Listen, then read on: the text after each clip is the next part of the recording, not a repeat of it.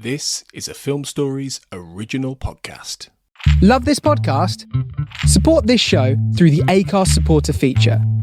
It's up to you how much you give, and there's no regular commitment. Just hit the link in the show description to support now. Weight loss. It needs to be fast and sustainable. Noom GLP-1 starts at just $149 and ships to your door in 7 days. Take it from Lauren, who lost 22 pounds on Noom. If I come off of the GLP-1, it's not going to automatically make my weight yo-yo back. $149 GLP-1s? Now that's Noom smart. Get started at Noom.com. Real Noom user compensated to provide their story. Individual results may vary. Not all customers will medically qualify for prescription medications. Compounded medications are not reviewed by the FDA for safety, efficacy, or quality. My dad works in B2B marketing. He came by my school for career day and said he was a big ROAS man. Then he told everyone how much he loved calculating his return on ad spend. My friends still laugh at me to this day. Not everyone gets B2B, but with LinkedIn, you'll be able to reach people who do. Get a $100 credit on your next ad campaign. Go to linkedin.com/results to claim your credit. That's linkedin.com/results. Terms and conditions apply. LinkedIn, the place to be. Hey, I'm Ryan Reynolds. Recently, I asked Mint Mobile's legal team if big wireless companies are allowed to raise prices due to inflation. They said yes. And then when I asked if raising prices technically violates those onerous two-year contracts, they said, "What the f*** are you talking about, you insane Hollywood ass?"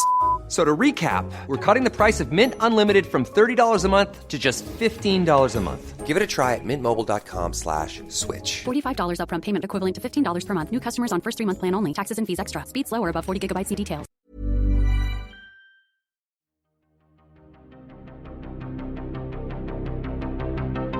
This is Writers on Film, the only podcast dedicated to books on cinema.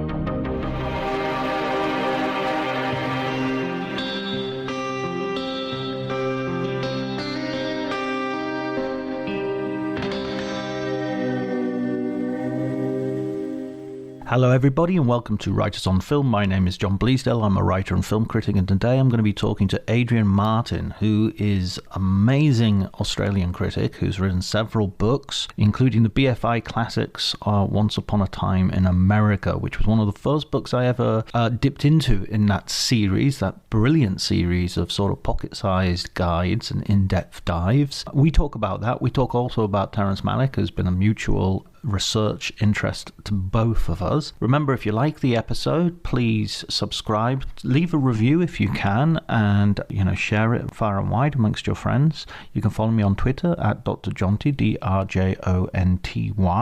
But before you do any of that, please enjoy the conversation.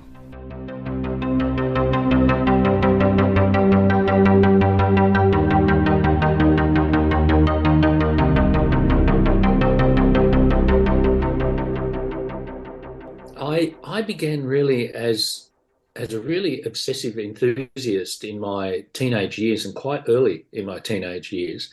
So already at the age of say 14, I was writing a lot. I was filling notebooks, which I still have, with kind of as it were almost pretend reviews or imitation reviews. I call them imitation reviews because at that time I was already reading a lot. I was going to the local library and reading Sight and Sound magazine, Film Comment.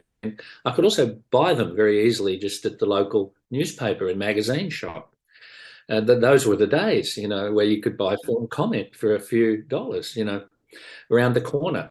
And so I was sort of doing these sort of imitations of Richard Coombs in Sight and Sound or Raymond Derniet in Film Comment. I was kind of doing these imitation film crits, and meanwhile watching a lot of films on television, going to a lot of films, and it was very easy then, and this is the mid-70s we're talking about. It was very easy then to see an enormously broad range of films. This is in Melbourne, Australia, and art films, old Hollywood classics, all kinds of stuff. The Robert Altman films, all those American films of the 70s were getting commercial releases then, as well as Luis Buñuel movies and all sorts of stuff. It was on cinema screens, And so I was doing all of these kind of imitation reviews. And then around the age of 15, 16, I started sending out reviews to magazines, to magazine editors, because it was almost like a teenage dream. I wanted to be a film critic. I wanted to be a film reviewer, film critic. And of course I got a bunch of rejection letters, which I also still have. And I keep everything.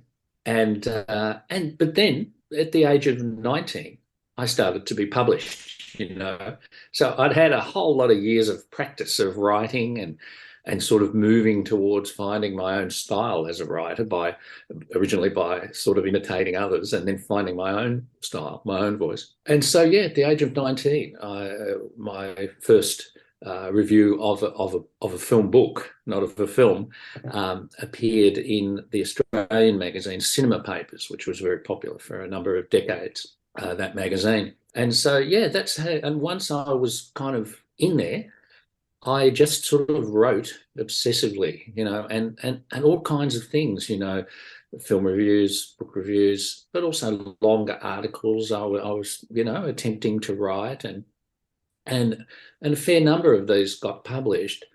And very early on, I sort of involved myself with what's called in Australia and elsewhere the small magazine scene. So arts magazines, sort of culture magazines as they were called at the time. And these magazines were mixtures of sort of politics, culture across the arts, lifestyle, fashion. So all these things were kind of mixed up in these 80s magazines, which were into the 80s now. And I wrote very prolifically for a whole bunch of these magazines. And I was also involved with, sometimes co-editing these kinds of magazines. And so I was getting kind of published everywhere, partly because I was sort of pushing myself, and also partly because, by the age of 22, I was a kind of a well-known figure in a small world, in the small world of Melbourne publishing. I was a go-to person for film articles, and I already had a lot of, as it were, esoteric knowledge about world cinema, about all kinds of things, as well as film criticism and film theory, which had gone through a big burgeoning period in the late 70s. And so I was this sort of freelance guy. I didn't last very long at university. I dropped out of university before the second year got very far. But I knew a lot of people in the university scene, so I was writing some, quasi-academic pieces as well as writing film reviews, writing for the local newspaper in my suburb. So I was kind of doing all these different kinds of activity, quite a lot, sort of prolifically and obsessively. So that was really my grounding as a writer, was to do a lot of it and to do it in many different styles. And then much further down the track, mid-90s, by that time, I got, a few good offers. One to be a weekly film reviewer at a major newspaper in Australia, which was called The Age, still is called The Age, and also to be on national radio, Australian radio, a channel called Radio National, in which I did a 15-minute scripted film review every week for 3 years. And so in that radio slot, I churned out, around 350, long scripts, which eventually became the basis for my website. That's sort of all this unpublished stuff that I had from the mid-90s. I thought, oh, well, it's time to get this out there as some kind of a chronicle of that time in cinema. And that was what, upon my newspaper reviews and my radio reviews, were the sort of the original pool of my website, which of course I've added many other things to ever since. To just rewind even further back, when does sort of cinema become this important thing? Because it seems also like something I really relate to is this sort of compulsion not to just see films, but to put down your thoughts and to address, and to read other people about them. I've always been in the middle, as you can tell from this podcast's, whole idea. The nexus between thinking, writing, and films is very important to me. So when did that occur? Once again, that occurred very early, and it was a sort of a natural thing for me because even when I was a small child, I was sort of fascinated by the fantasy of being a writer and writing. And of course, when I was 10 years old, that probably expressed itself more as that I wanted to write science fiction. I had dreams of being that kind of writer, a fiction writer, which never happened. And then that sort of passion of reading and writing, reading novels and short stories and so on, and this sort of compulsion to write, that eventually shunted itself into criticism, into critical writing, which I found I had a great facility for, and partly through the schooling I had as a kid, I had a good facility for English literature, analysis and that kind of thing. Emily Dickinson, all this kind of stuff. I loved writing, essays about that when I was a school kid. And then the reading of critical literature. Once again, you remember, these are the days, I'm speaking about the 70s, where books like Victor Perkins' Film as Film, even, books like Manny Farber's Negative Space, these were like popular paperbacks. Like, you could get these books anywhere. You could get them in any bookshop. You could get them in libraries, local libraries. And your friends would pass them to you. My elder brothers, had these books and so on. So it was a sort of a very natural thing for me. And I really enjoyed reading criticism. So figures like Robin Wood and people like this, their work was very accessible on all levels, physically accessible. And I found it, intellectually very exciting and accessible and so on. So I was reading all this stuff quite voraciously as a teenager. And then as soon as I realised that I could basically just wander into any university library and pick up the things from the shelves and start reading them, that's when I started reading more like film theory and so on. But I had the amusing experience of it, the age of 17, kind of landing at tertiary education, university level education, or teachers' college in my case. I landed there on the first day, and I was shocked that all of my fellow students had not read Raymond Durnier, Robin Wood, Victor Perkins, Pauline Kael, Manny Farber. I'd already read all this stuff. And I'm talking to my new comrades, and they think I'm nuts. They really think I'm mad. And even the teacher is giving me a kind of a sideways look, like, where did this kid come from? And that is why, when I dropped out, when I became a university dropout, I was immediately hired as a teacher. And so at the age of 19, I was teaching at university level. Those who can't be students teach, I guess. Yes, fantastic. And, very 70s. Like, this could never happen today, that, a dropout is immediately hired to be a teacher. But in those days, it was still the era of, radical pedagogy. And basically the philosophy is that if you know something, come in and teach it, come in and impart your knowledge, your passion. And so, there were in the place where I was teaching, there were a lot of filmmakers teaching, video makers, artists, they were all breezing in and out. And very few of them had university degrees. And I didn't have a university degree. I only got a degree much, much later, close to the age of 50. And so it was a curious and very accelerated path that I was on. And so by the age of, 18, 19, I was really very soaked in all of this more theoretical thinking about film. I was reading Screen magazine and all this kind of, heavy stuff, Raymond Balleur and all this kind of thing. Laura Mulvey, all of that. This was all sort of second nature to me. And then my struggle was sort of trying to bring all these diverse things together, the sort of the more writerly, stylistic, writing of somebody like Raymond Durnier with the hard theory of the 1970s, and And that's, in a way, that's been my quest ever since. A bit of Tabasco from Pauline Kael. Yeah. To spice things up.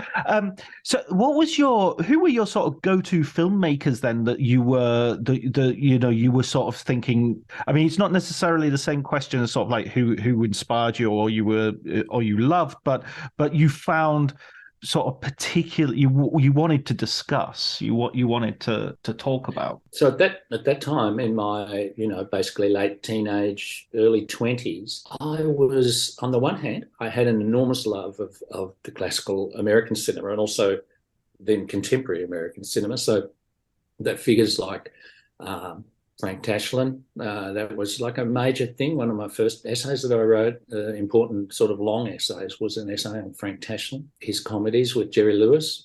Jerry Lewis himself, as a filmmaker, was incredibly important to me because it was one of those experiences where I had watched as a teenager his film The Ladies' Man on television, and it kind of blew my head off because I suddenly saw the camera work. I saw the colour in the set design. I saw the gestures of the actors, particularly Jerry Lewis himself, of course. And I just had this vision of, what is a film and, what is cinema and how a film is put together. You sort of see it as an artifact almost. Yeah, because in say, Jerry Lewis and Frank Tashlin, all of that is very evident. It's all very foregrounded. There's a lot of jokes about the filmmaking process. The camera moves back and you see the whole set, as an artificial construction in The Ladies' Man. So all of this was kind of a revelation to me. So on the one hand, there was things like Hollywood comedy, musicals. I loved all of this very artificial kind of forms of the 1950s cinema. I very quickly learned to love the sort of classic Hollywood comedies. Howard Hawks, His Good Friday, Preston Sturges's films were incredibly important to me then.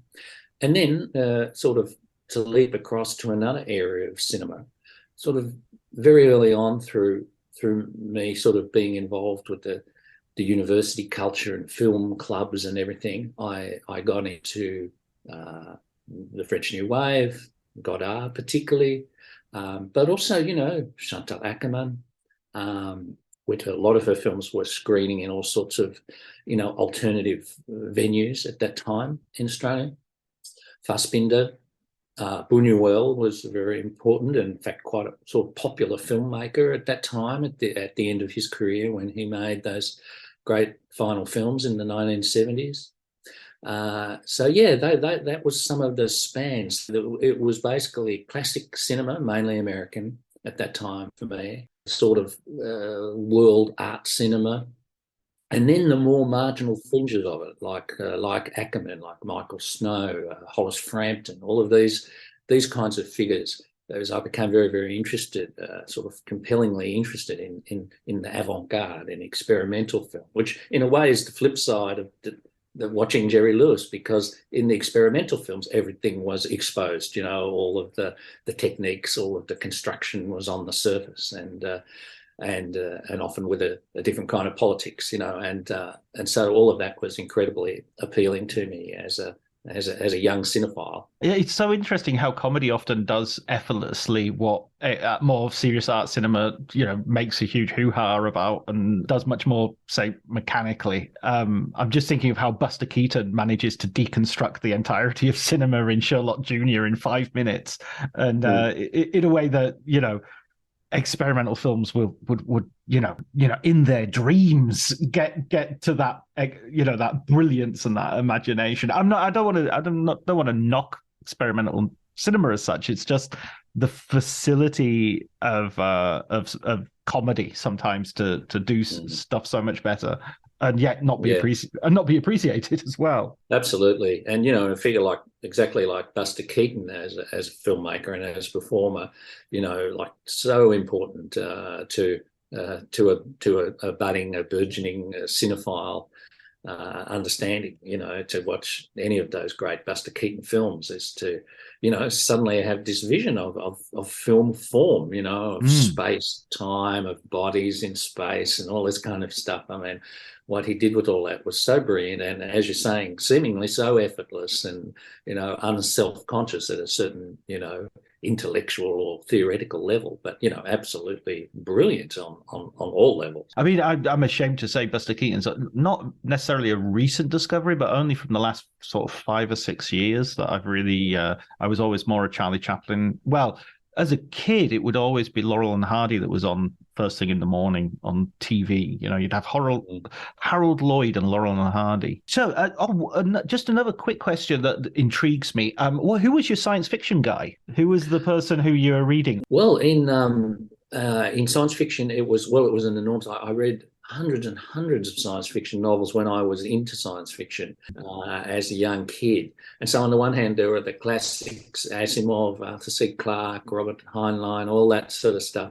And then I got into what seemed to be more unusual forms of it, which was Philip K. Dick, J.G. Ballard, and particularly a guy, I'm interested to know whether you're familiar with his work, R.A. Lafferty. Have you ever read any of R.A. Lafferty's work? He does these sort of wildly speculative, weird sort of Americana, what later became steampunk. He was many decades before this, with this crazy verbal facility, mixturing languages, invented languages and stuff, and wild humour.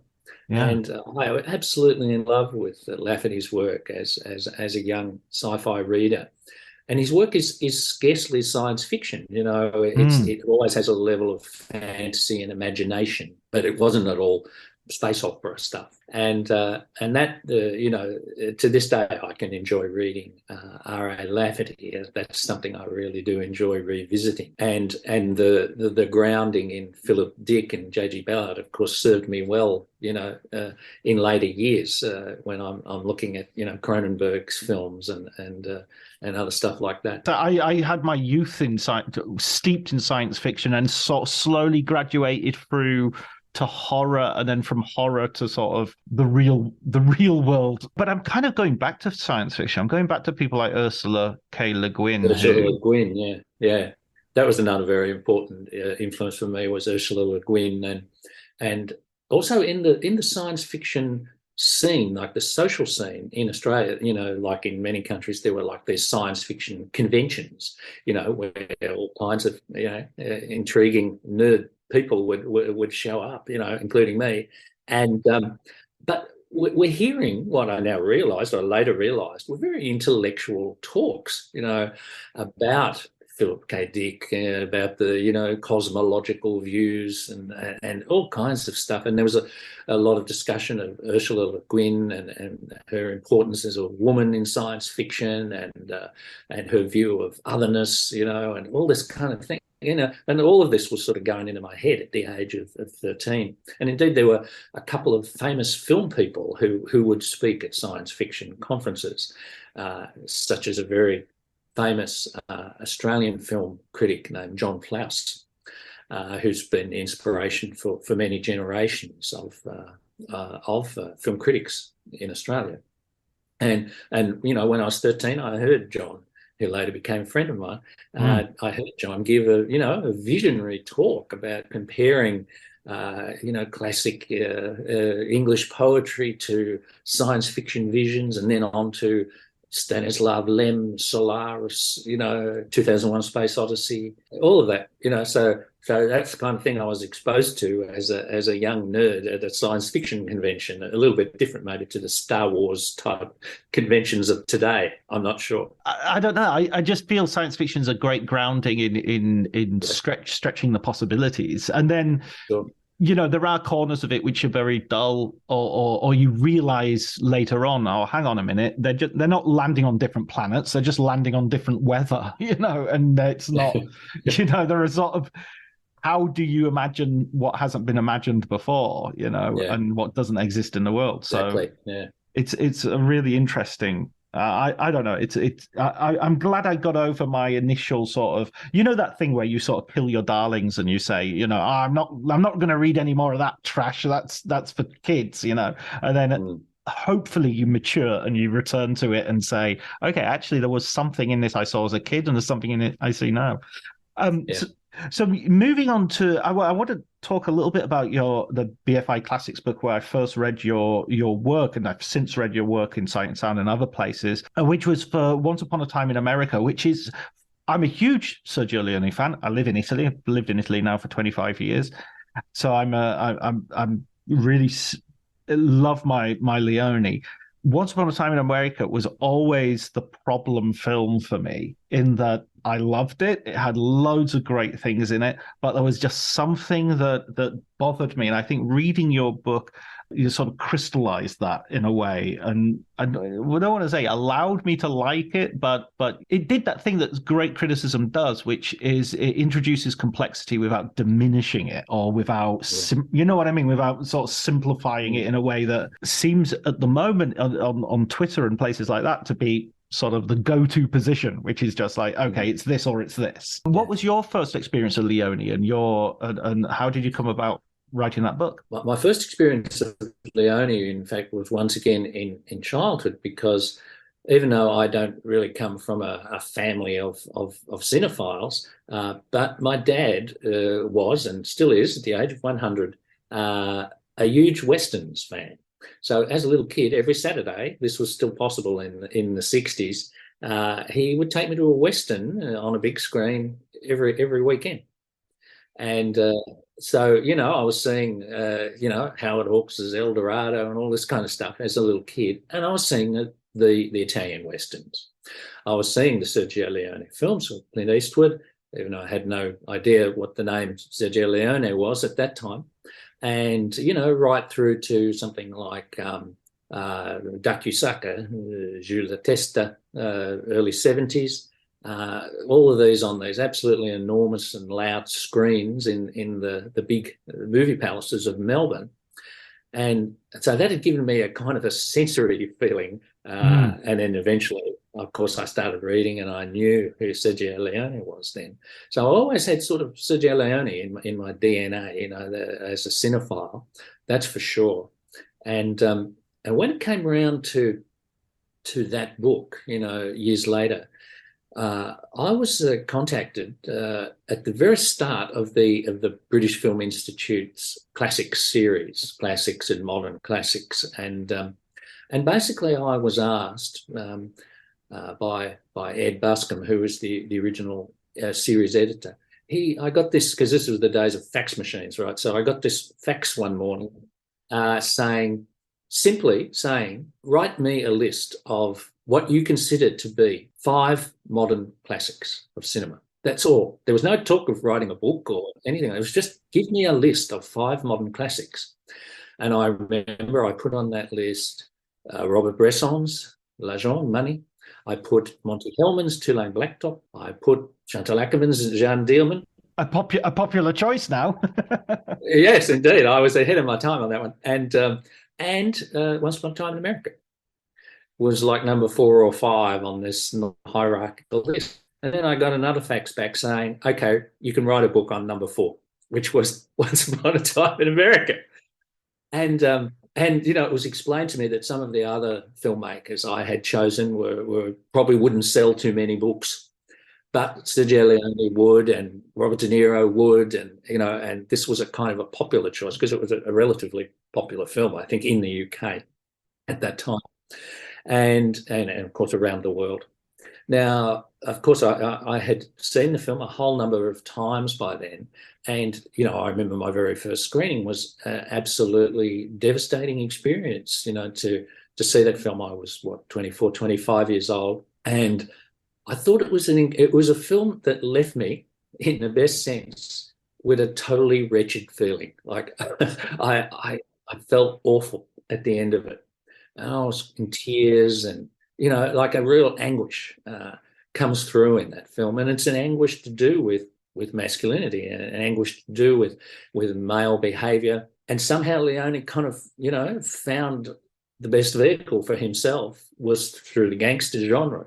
And so stories of violence, of glamour and so on, which led him, by steps into this very, very agonized story of male sexuality and it's sort of male oblivion in a sense, because, Once Upon a Time in America is sort of the story of, of a person completely loses their life, but then, as it were, lives as a ghost, until they return to their past. Now, I found all this, unbelievably poetically powerful. And then to start studying the film, to study its famous rearranged chronology and so on, and to look at all of the patterns, the motifs and so on in the film, just like endlessly fascinating to me. And then to do some research, and I actually had a brief correspondence with one of the people who worked on the screenplay, which was Stuart Kaminsky, who was also a film critic and a film teacher in America. I have a beautiful kind of letter of about 4 pages,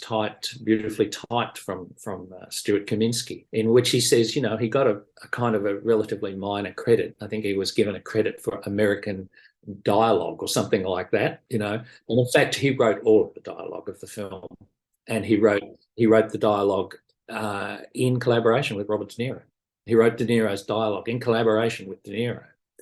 And at the end of his letter, Stuart says, it's the proudest professional experience of my life to have worked on that film. It really was incredibly a meaningful thing to him. It wasn't just a job of work where he spent a few days cranking out a few pages of dialogue. It was a very, very important thing for him. And so I got further insight into sort of the intensity of that film and the intensity of it for everyone, or many people who worked on it, and for Leone himself, of course, who obviously invested an enormous kind of amount of his own sort of contradictory personality, because on the one hand, Leone, very gregarious guy, very Italian guy in many ways, but then there's this other side of him that's obviously very, very anguished, very agonized, very guilt-ridden, and all of that is in the film.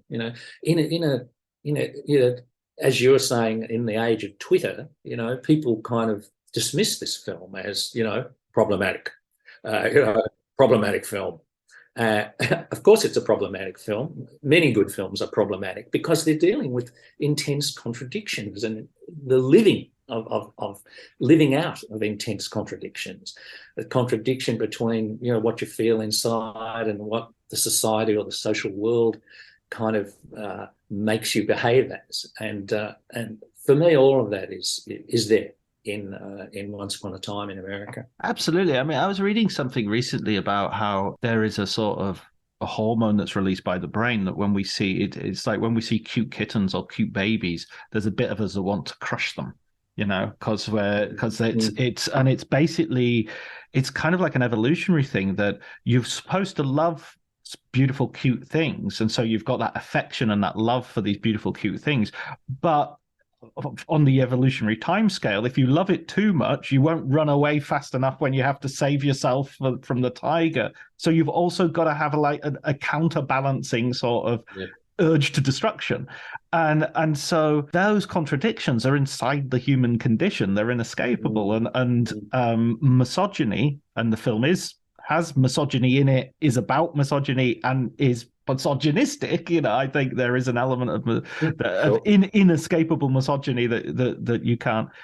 But misogyny is also built on a kind of inside a contradiction, which also idealizes and romanticizes women. I feel so that, and that was that's definitely what that film comes down to in terms of my discomfort. Are those 2 rape scenes, which is played sort of as a comedy rape, and the other which is played as a tragedy rape. One thing that surprises me about that film, and I think you were elemental in pointing it out to me, was how the violence is treated so much differently to how it's treated in the Westerns, where in the Westerns the violence is this grand operatic set piece, but I think there's a shooting that begins really early on in the film where I think it's in like a factory or some sort of industrial setting, and you make the point, okay, in one of the Westerns this would have been a whole thing, but here it's kind of almost like you can't see what's going on, and it's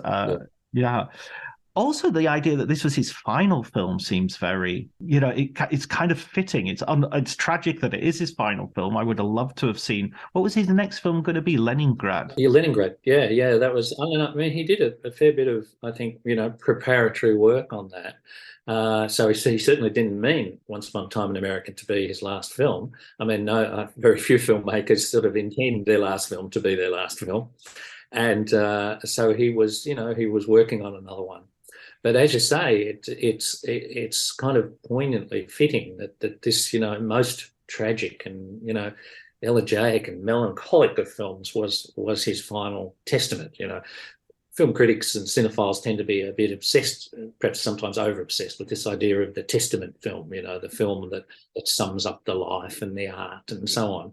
When, of course, when you talk to filmmakers themselves, it's like, I got to make that film just because the stars aligned in the right way and the money was there and the script was there and we could start in 2 weeks and we started, And so it's not like filmmakers, are saying in 10 years, I will make my testament. It's not that kind of thought process when you're actually making films. But nonetheless, we can look at, some of these what turn out to be final films and say what a testament it is, and that's very true with Once Upon a Time in America, because it is a film so obsessed with death, with mortality. And when you start to study the film closely, as I did, you see how that's there, literally from the first moments of the film. This the whole series of metaphors, of images, of atmospheres that relate to the question of death and impending death. Yeah, absolutely. There's just like there's loads of mock death in it as well, isn't there? There's the sort of the coffin for prohibition and the hearse, which they get him out of jail. They greet him on the way out of jail. Yeah, that's such an image. I mean, this is so classically Leone, where it's almost sort of crude, and I think there is a sort of prevailing critical response to Leone, which see him as a crude filmmaker, maybe mixed in with a little bit of sort of racist stereotyping. But that idea that they sort of surprise him with a prostitute in a coffin is just like, wow, wow, Sergio, that is on the nose. Yeah. Yeah, I mean, he wasn't afraid of that. I mean, that was definitely part of Leone's artistic personality. His creative drive was that there definitely is a rude, outrageous, blasphemous and everything else quality in there. I mean, he was very, very involved with traditions of popular art, popular art forms, everything from, the circus onward. I mean, it's the same with Fellini and a whole number of filmmakers, very, very plugged into the history of popular arts. And Leone certainly was not ashamed of that. He also knew he was an artist, and I feel in Once Upon a Time in America that was the film where he really, really took that on. That this was going to be, in some sense, his artistic testament or his artistic statement. He was really going to make, what we later term an art film. But using, popular genres. And really, I think he did that so wonderfully in that film. I mean, when I was watching those films as a kid, it's so interesting you're talking about going to the cinema with your dad, and congratulations on the 100. That's amazing. Yeah. The Centurion. I think I missed something, certainly, because my experience of Westerns was almost exclusively via television. But the thing that Sergio Leone's Westerns always meant for me was heat. There was just a temperature to them. They were always sweaty, hot films. And then Once Upon a Time in America is a kind of wintry film. It really stands out as a different sort of temperature to the other, for a few dollars more, and Good, the Bad, and the Ugly, and of course the long desert scene, which is about as hot as you can get on film. When you so you'd done the BFI book and the other books that you had opportunities to write, what were the was that something that a job that just rolled on one from the other, or were you in a position to sort of choose your subjects with in a narrower focus rather than having to give 5 names for five possibilities and go for one? The various books that I've written have come about in all kinds of different ways, and for many of them, in fact, I was approached with some kind of commission. So, for instance, I've done several books with film festivals. So I did a book on the filmmaker Raoul Ruiz, one of my favourite filmmakers, and I was approached by the Rotterdam Film Festival and the Buenos Aires Film Festival to do a book on him and partly with him, because he contributed texts to them. So that was like a film festival kind of book. Some books I tried to get happening myself, sometimes succeeded and sometimes failed to do that. The BFI came to me again for a project that I know you'll want to talk about a bit more, which is they had started a World Cinema Directors Series. This is around the year 2000. And I was approached to do a book on Terrence Malick for that series, which I researched for a whole number of years. And we'll come back to the story of that. I'm sure you want to talk about it. Sure. Because Malick's your turf too. And so that was a commission. There was, and there were several commissions that sort of across my life so far that I never entirely fulfilled. That was one of them. And another one was for a book on Brian De Palma, who I think is a very great filmmaker. And at a certain point in my life, I kind of got frustrated with the format of the director study. They're actually very hard to write because you kind of say a number of general things at the start of the book, and then you do one film at a time. You go through each film of the director and you're kind of repeating over and over again the same things, or you're pushing the book towards a slightly artificial developmental curve, the director becoming more mature or something. And I found all of these forms finally cracking apart for me. They weren't working for me. It's okay to sit at a table with your friend and go, yes, the latest Brian De Palma film is his most mature film. But when you try to write that, it sounds a bit hollow. It can sound hollow, So at that point, I thought, I don't really want to write director studies. So both of those books kind of fell by the wayside. And I tried to do some other things, books more about ideas around film, or joining a whole lot of different films by different directors. And so the book of my sort of collected essays, my collected best essays, which is a book called Mysteries of Cinema, which came out in 2018, and in another edition in 2020. I mean, that's a book I'm really proud of because, I get to explore the whole range from the Hollywood comedies and musicals we were talking about right through to the experimental films. My interests in film theory and philosophy and everything else, popular culture, it's all in there, and that's a book that more I'm happiest with because it really does represent kind of who I am as a writer and as a critic. I was reading your review of Tar today, actually, just before we came on the.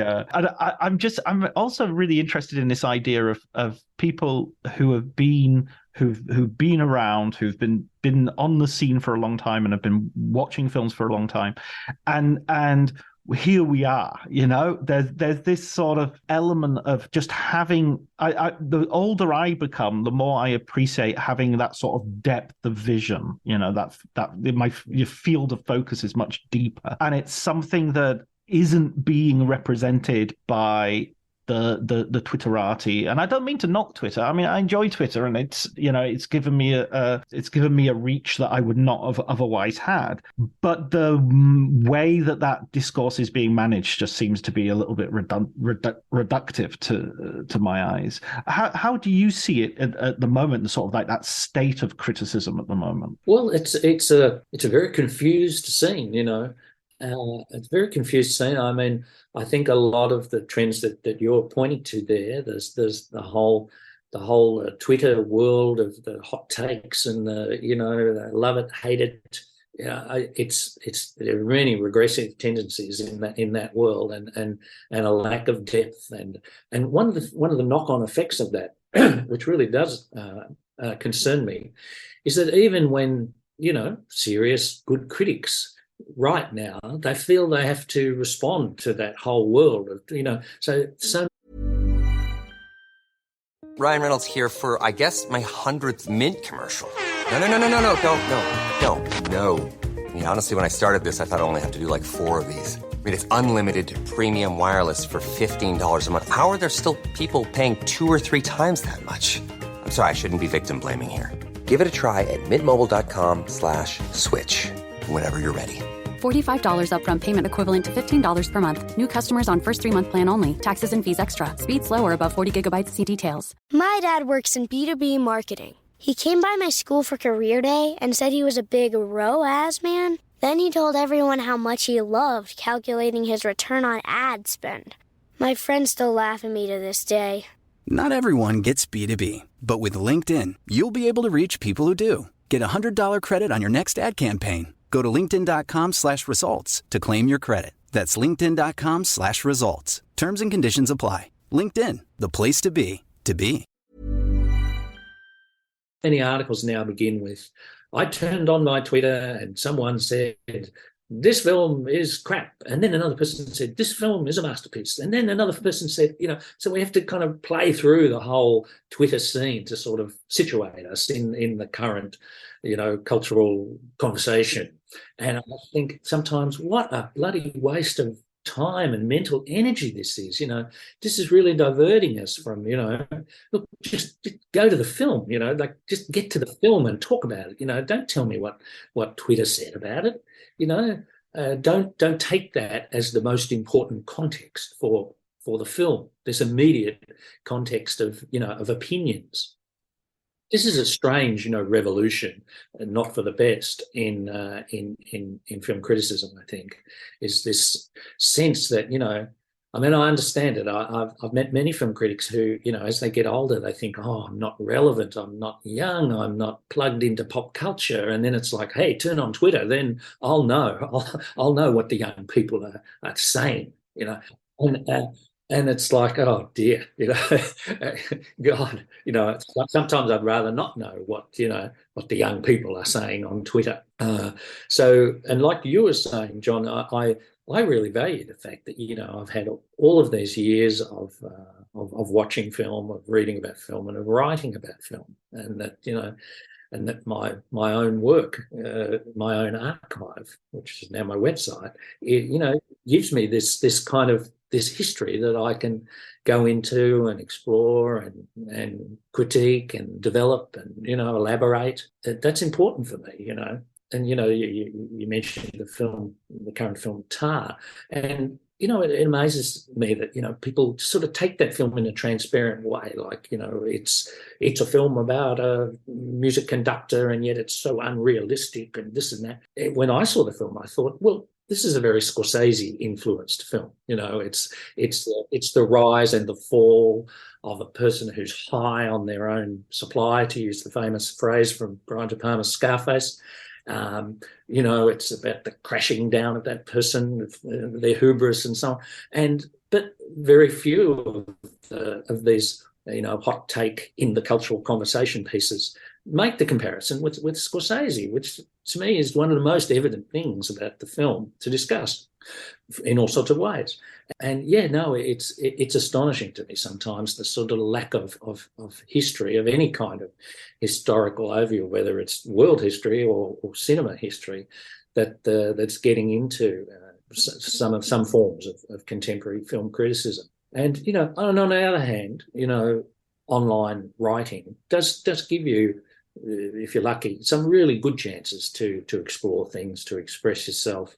And that's why I got myself involved with, starting magazines online, the magazines Rouge and Lola, and in the very early days, Senses of Cinema. They were things where I wanted to be involved in a magazine that published what I wanted to read, the kind of thing that I wanted to read, which was in-depth, not stuck to the latest release in cinema, not stuck to the contemporary conversation in social media. This is really a thing whenever a new or a young film critic asks for my advice is always start your own thing, start your own magazine.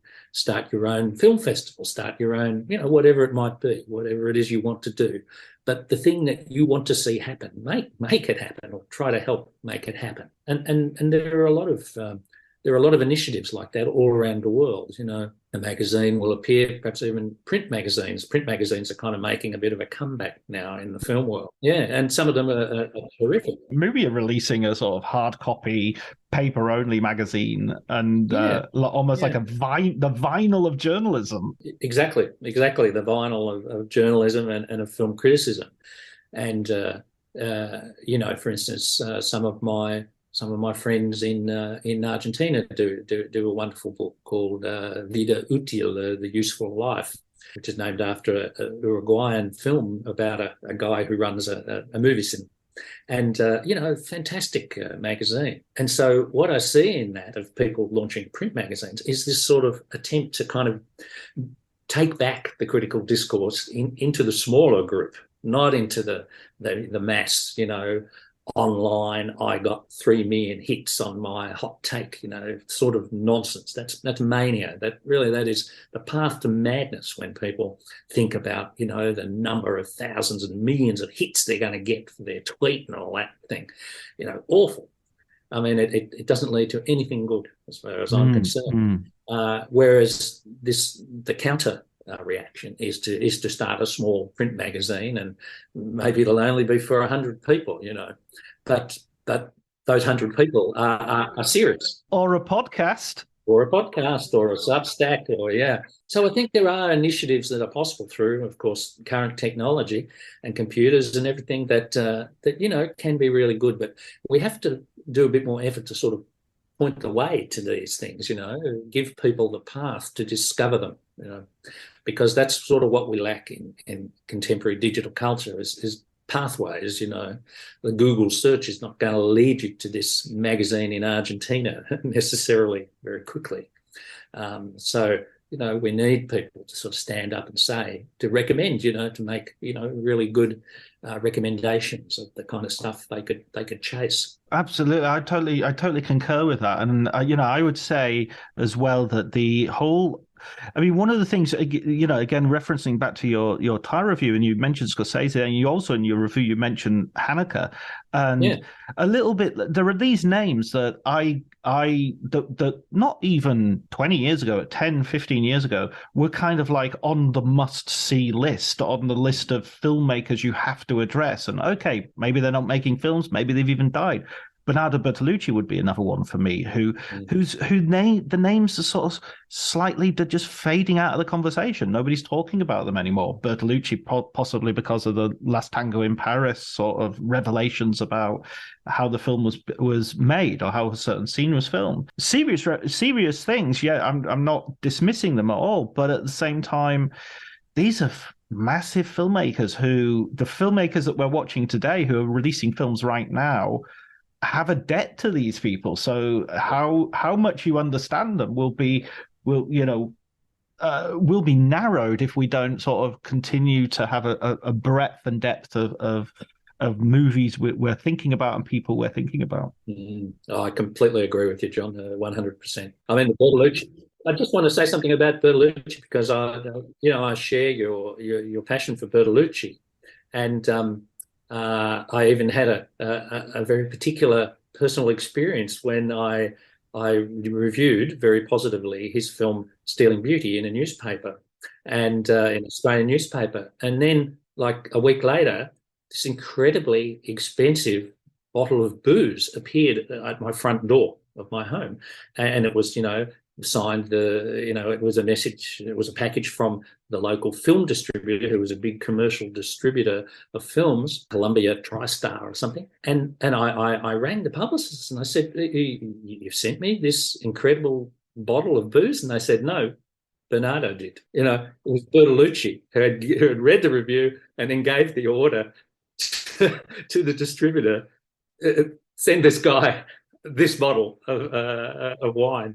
So I felt very close to Bertolucci after that. And but look, what you're saying about Bertolucci is so true that I I would say I was angered by the obituaries on Bertolucci, because saddened and angered, because suddenly he was a guy who was dismissed. It was like he made The Conformist, a film that was influential on Paul Schrader, these kinds of comments, as if he was gone, he was just oblivious, a bit of oblivion in film history, and that we didn't need to look at any other Bertolucci film except The Conformist, which is total nonsense, of course, that's the only good film he made. And, the absolute richness of Bertolucci's career at almost every point, and I thought it was so sad that because of precisely the factors you were mentioning, that suddenly his name was, almost not to be spoken anymore.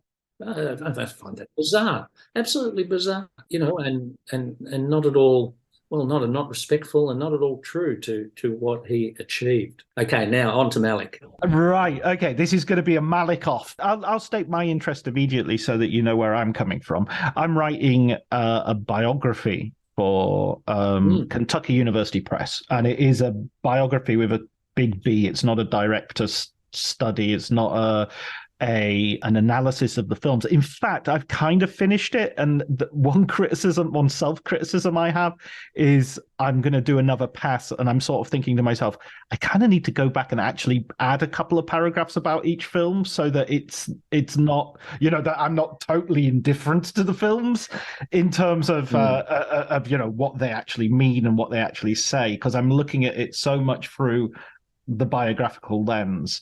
So that's my quixotic quest.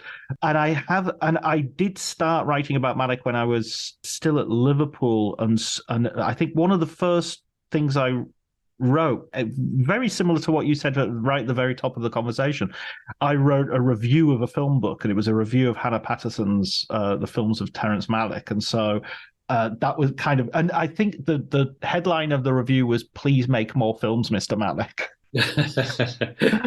A wish that I have since sometimes been very pleased that it's happened, and other times been more ambivalent about.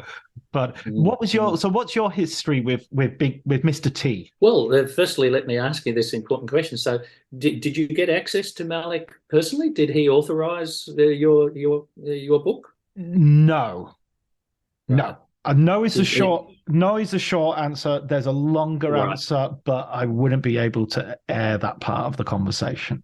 Okay, yeah, no, I understand exactly the kind of thing you mean, because in my book, now my book that I originally had a contract for with the BFI was essentially a critical study. But I wanted at least to get the basic outlines of his biography correct. Because remember, this is like the year 2000, and there wasn't a lot of work done by journalists or anyone on even the basic lines of his life, of his biographical trajectory. So I wanted to get at least some sketch of that down, and starting to research that, I very, very quickly found that there was a very, very tight protective circle around Malick, of his friends, of his collaborators. And sometimes this is my sense of it, he will allow them to speak. They obviously go to him and say, "Okay, Terry, should I speak to this person who's contacted me?" And I think he then says yes or no to that.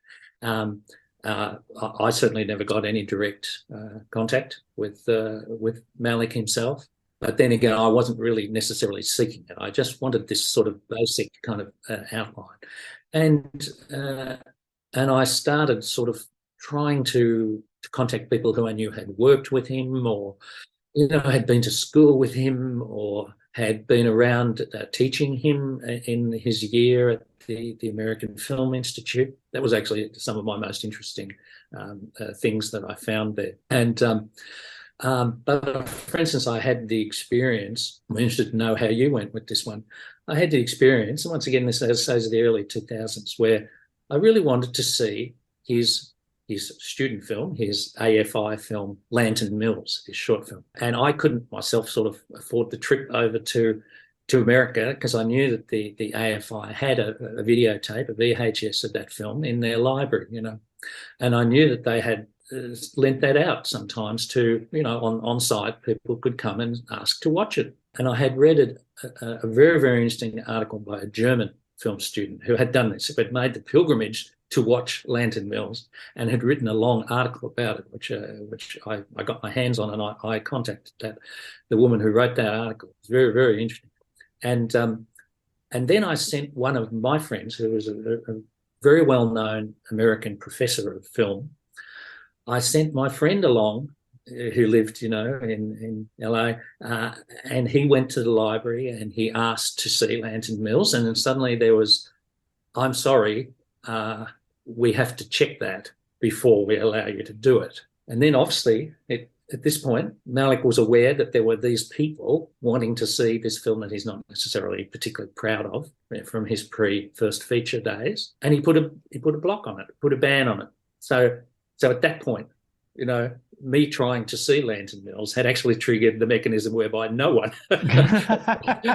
So it's your fault. God damn it, Adrian. So did you see Lantern Mills? Did you get to see it through any digital means? No, I haven't. And I know the article you're talking about, and I've used that. And it's the irony is that the film itself has become kind of probably much more important to my book and I imagine to your study as well by the very fact that it's absent. If it was, I just saw it and it was like, okay, it's Kubrick's Fear and Desire. You just watch it and you go, yeah, okay, I can see he's doing interesting things with the camera, but he hasn't worked out and the actors aren't up to scratch. And you could write about it in a paragraph and pretty much dismiss it. But the fact that it is this unobtainable, the fact that it's there, because he did another short film called Loose Change, which he made as his application film for the AFI. And now that just doesn't exist anywhere. Unless somebody digs it up, but there's no reports of anybody having seen that beyond the two or three people who were involved in making it and perhaps somebody at the AFI who watched it. So that's just a sort of non-film. But Lantern Mills, the fact that it's there, and I also talked to Jack Fisk, who has seen it, and he said he had got a digital copy of it somehow and watched it, and that Malick was very sort of surprised that it's like, wait a minute, how did you get that?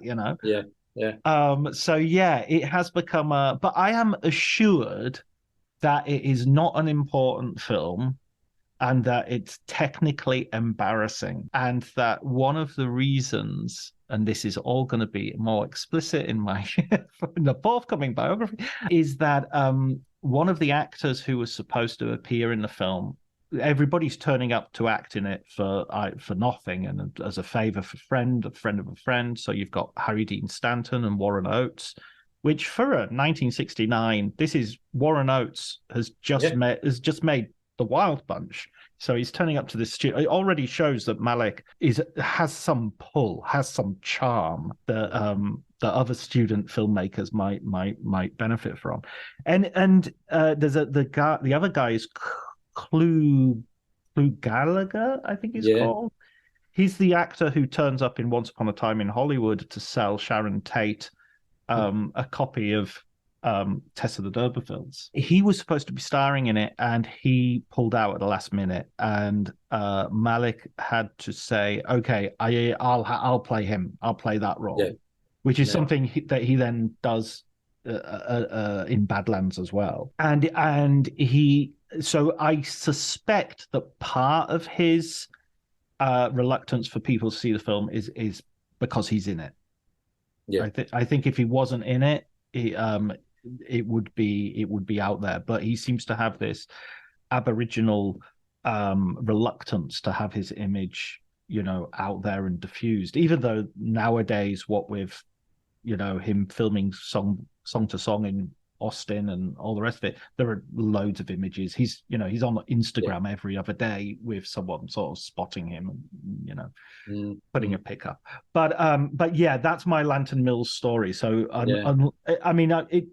I'm still hoping that at some point I might get a peek, but I'm also realizing that I don't want it to become a fetishistic thing where it's going to be the secret key that will unlock. I'm sure it isn't. I don't think it's going to be that. No, it's more like such a curious thing with that cast that you're talking about, and Malick himself in it, and obviously this relation to a bit comedy and to sort of American genres that is more in those early days of Malick's career. His scripts for films that he didn't direct, it's more comes from that period, and that tendency in his work, which really disappears later.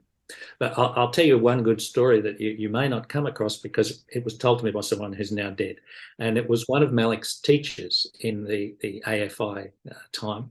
This is the famous guy, Frank Daniel, who was a script teacher. Now, David Lynch, who was also, of course, in that year, that cohort with Schrader, with Tim Hunter, Malick, and so on. Lynch always tells the story of Frank Daniel taught him how to write a script, and it was by using 80 cards arranged in 8 rows, the famous 8-part technique of Frank Daniel. And he was like for a while, he was a very internationally famous kind of script guru. And in fact, I did, in the early 90s, I did a masterclass as a student with Frank Daniel, who was brought to Australia to workshop a whole lot of screenplays that had been written. And I was the script editor on one of these projects. So I got exposed to the wisdom of Frank Daniel for 1 week, the 80-card technique, the 8-part, all of this, the secrets of Frank Daniel were communicated to this small group of people. And,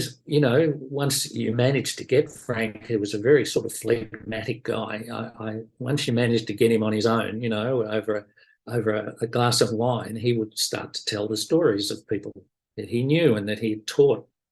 And he told me a great story about Terence Malick, which is this. He said, according to Frank, on the day that Malick turned up to be interviewed to become a student of the American Film Institute, he had the script of Badlands in his hand. Like, he had already completely written the film. No way.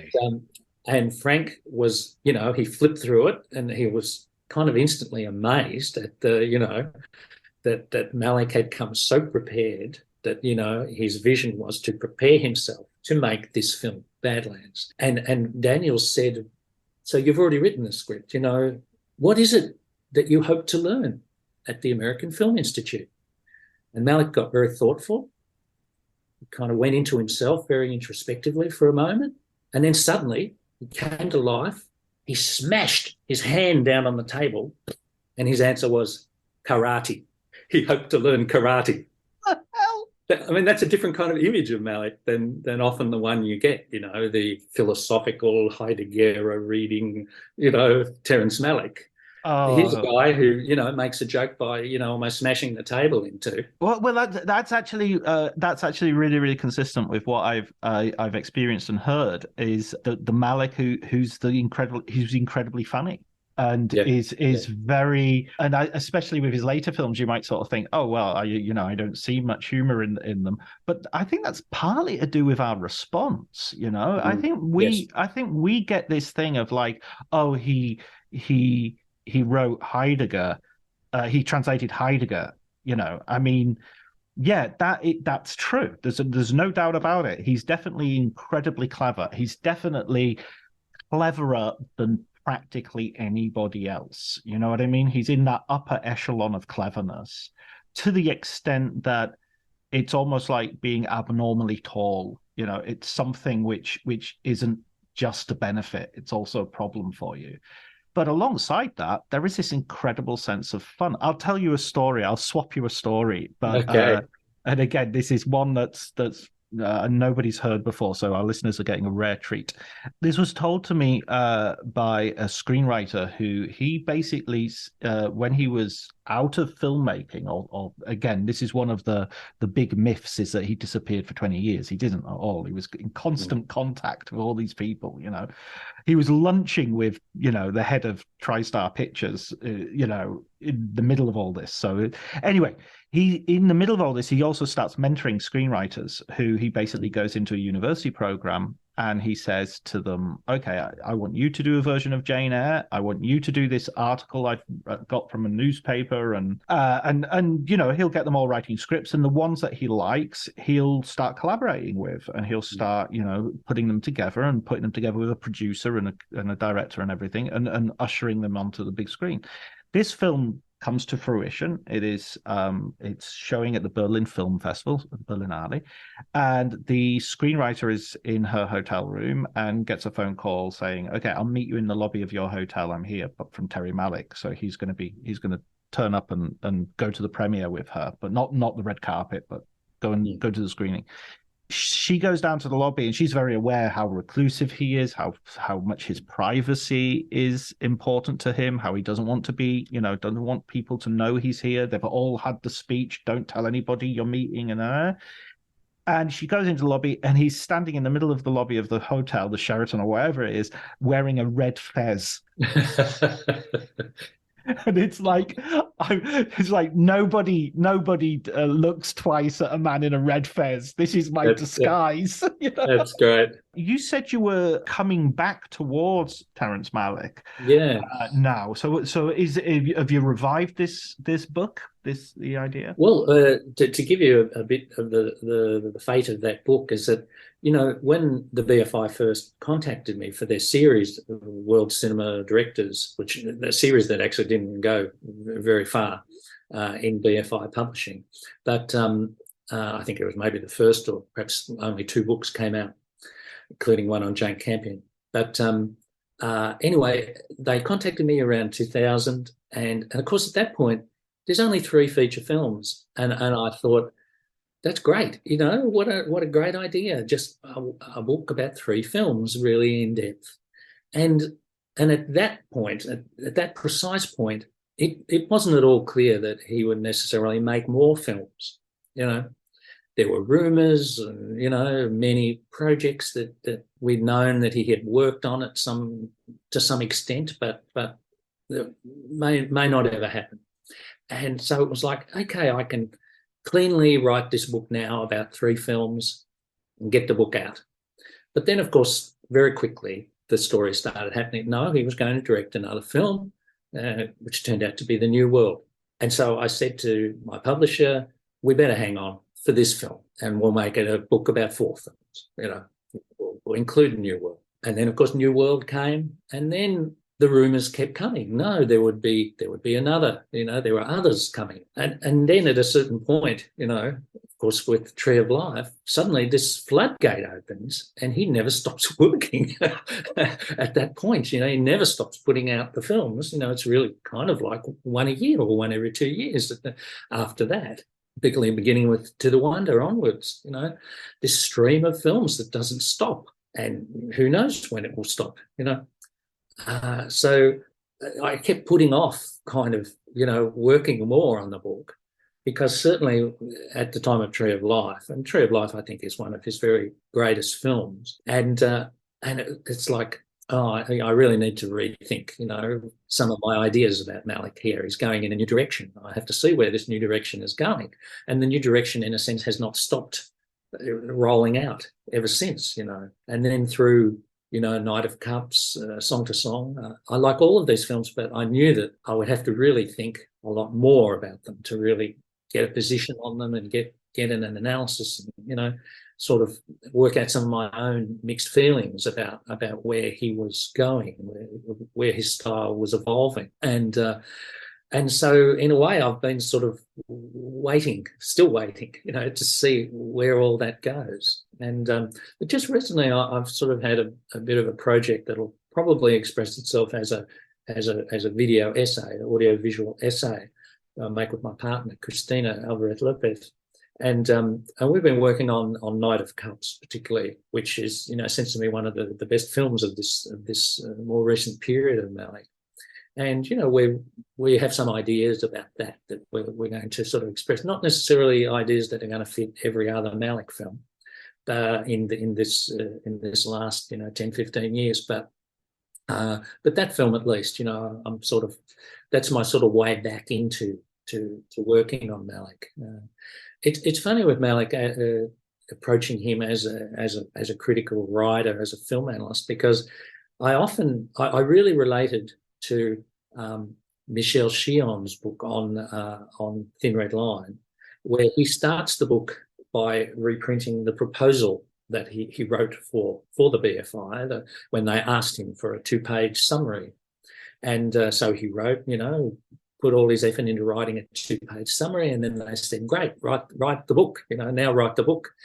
And he reprints that, and then he says, I'm not sure I have anything more to say now that I've done my 2-page intensive summary, but I'll keep going, So he keeps on and he writes the rest of the book.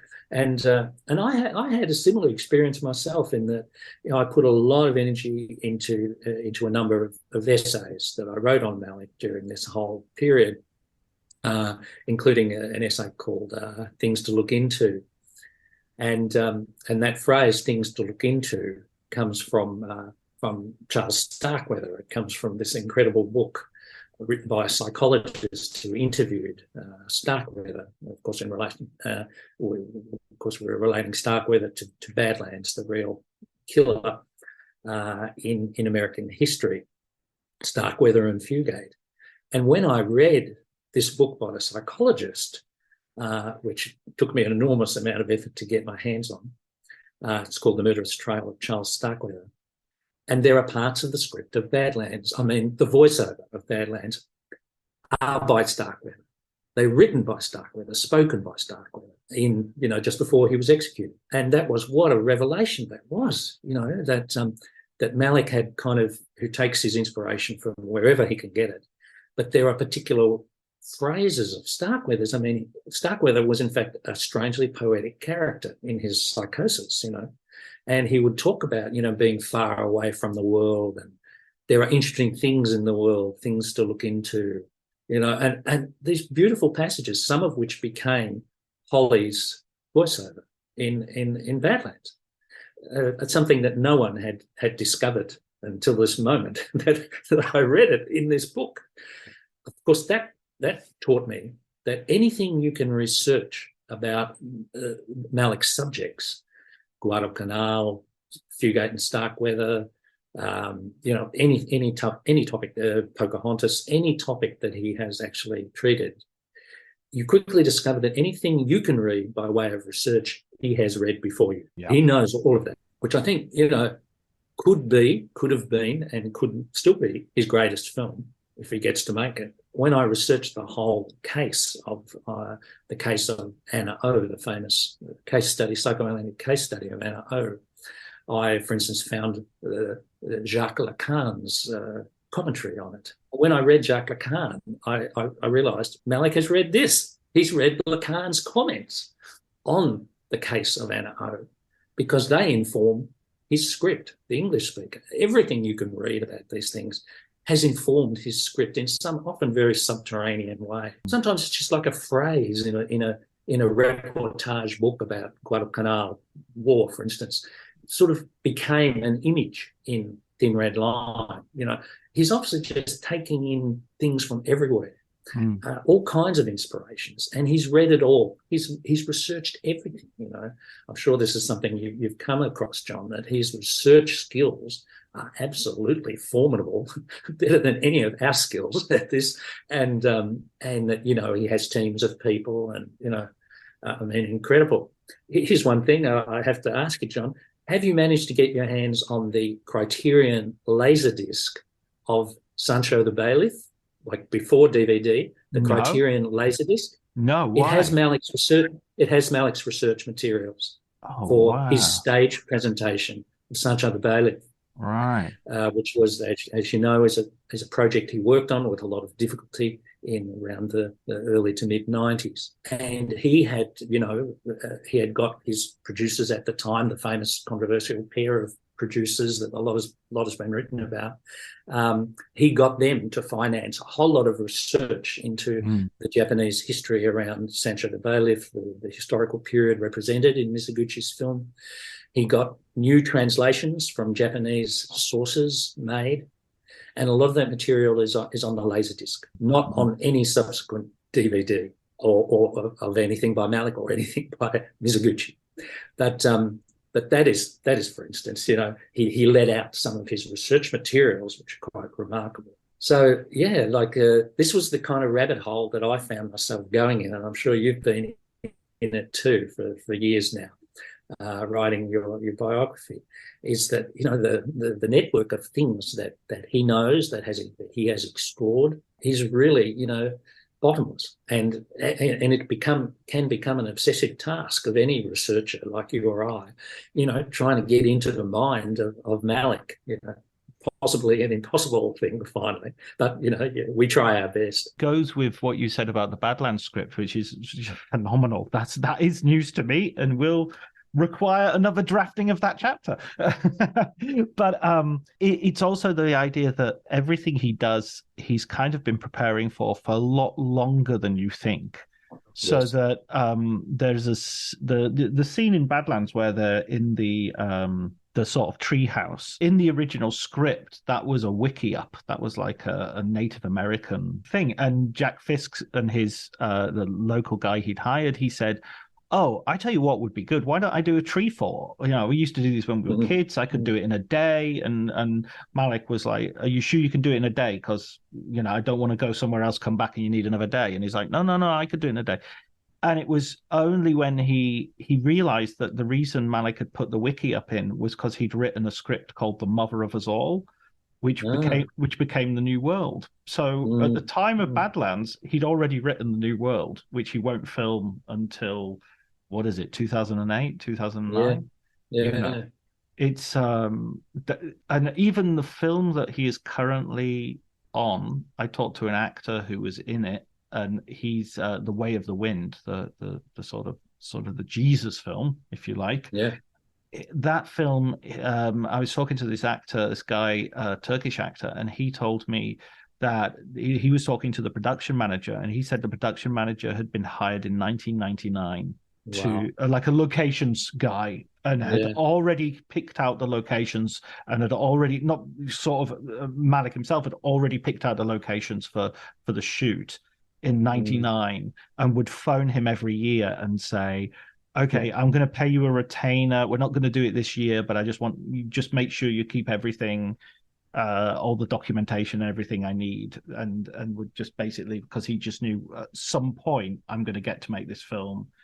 I just don't know when. And it's you often find people like Steven Spielberg will talk about something being a dream project or something they've wanted to do for years, and part of it is maybe PR bump to tell the story of the film, and part of it's probably possibly true, but with Malick, most of those films that have that sort of, he was planning this for 20 years, he was planning it for 20 years. Yeah.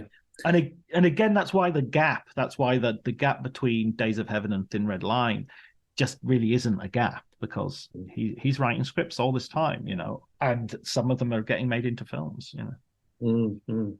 And in that period, the famous 20-year period, I've heard various stories which are sort of impossible to verify and pretty hard to even make public at a certain level, of his activity as a script doctor, that he worked on, for probably fabulous sums of money. He worked on just, revisions, or what John Sayles, who's also a script doctor, John Sayles calls running it through the typewriter. Like there is a script, and you just kind of colour it, you pepper it, you might move a few scenes around, you might write some extra dialogue.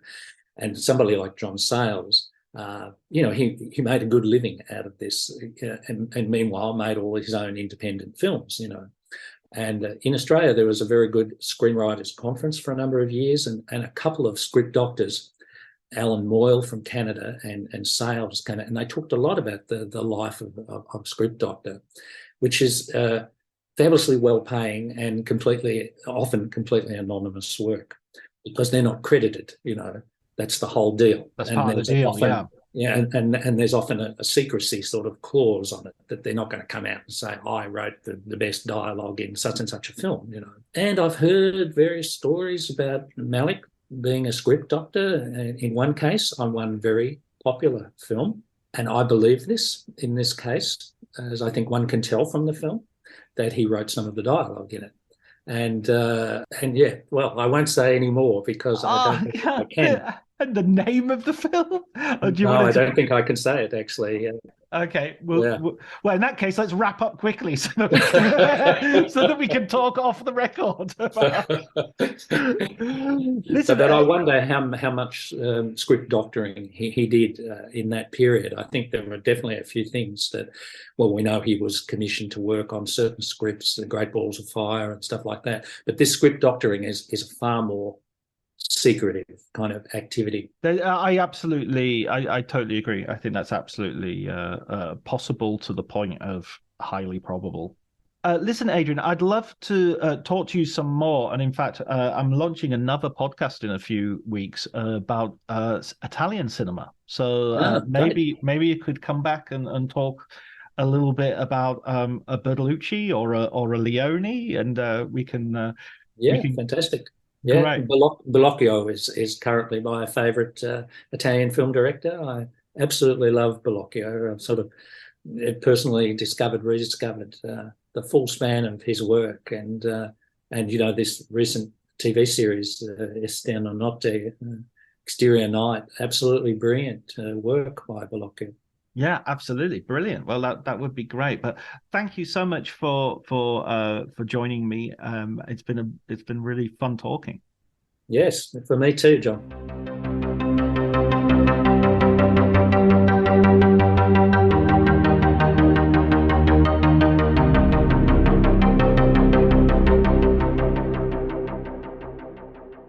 So that was my conversation with Adrian Martin. We got so deep into it, I forgot to ask him for a recommended book, but don't worry, he'll be back, I'm absolutely sure.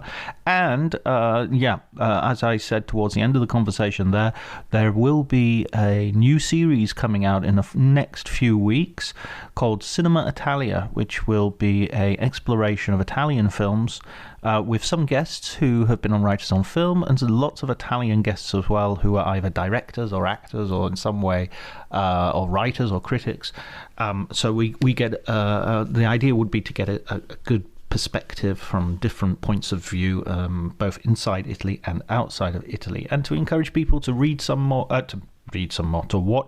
some more Italian cinema, and perhaps with a new eye towards it. Okay. Thanks go to Ali Atkins for the music, Ali Howard for the art, and thank you, listener, for taking the time to be with me. I'll see you next week. Take care.